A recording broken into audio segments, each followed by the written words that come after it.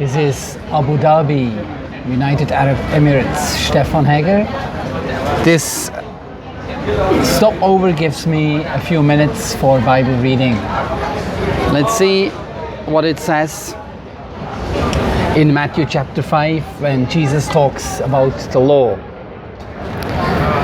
Verse 13, I'm reading till verse 20. So 7 verses today I'm reading, and for you it's Injiil Bible. It's the Gospel of Matthew, according to Matthew, who was Jesus' disciple, an accountant, and a tax collector, a thief, but a changed person. So if you get to know Jesus, some people say that actually Jesus never changed the law of Moses, or he never changed anything.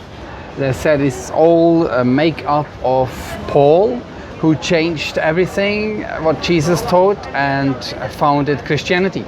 That's what some people say, but that's not what the text says. So let's read. Jesus tells to his disciples and to the crowds when he teaches on the Sermon of the Mount, right after the Beatitudes, right after when he says you will be persecuted for his name. He says, you are the salt of the earth. Suppose the salt loses its saltiness, how can it be made salty again? It is long no good for anything, it will be thrown out. People will walk over it. So salt has its purpose, and in the same way the light has its purpose.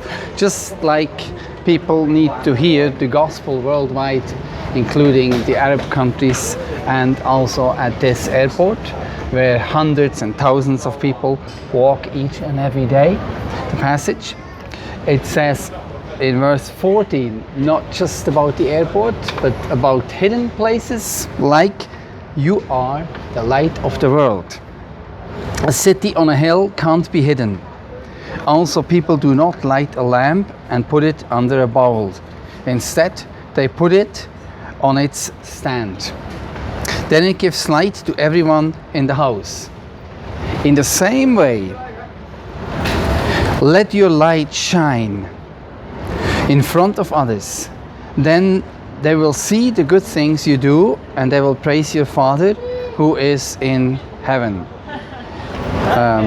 Is God your Father? Does he care for you?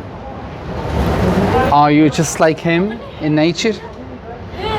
People will know God through you, because you will display that he is real, the way you care for other people. So Jesus then says, I really have not come to get rid of what is written in the law or in the prophets. So whatever Moses wrote in the Torah and the prophets in Anbiya, whatever they wrote, Jesus has not come to put away with it. Instead, it says here, he says, I have come to give a full meaning to what is written. To fulfill the law means to give it a very complete, full meaning. What I'm about to tell you is true. Heaven and earth will pass away, but my words will never pass away, Jesus says. So he speaks prophetically. He says not even the smallest stroke of a pen will disappear from the law until everything is completed. Do not break even one of the least important commandments, Jesus says, and do not teach others to break them. Okay? If you do, you will be called the least important person in the kingdom of heaven. Instead, practice and teach these commands. Then you'll be called important in the kingdom of heaven. So if you teach the things Jesus teaches and all those commands, you will be called important in the kingdom of heaven. You might not be recognized in this world, but you will be important in the heavenly kingdom. The kingdom will come. So Jesus spoke very prophetically. And then he ends, in verse 20 we read, here is what I tell you. You must be more godly than the Pharisees and the teachers of the law. Why did Jesus hate the Pharisees and the teachers of the law? Because they were hypocrites.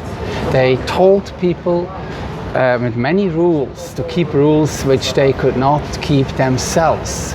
They put burdens on poor people and on people who with less education and people who were outcasts of society.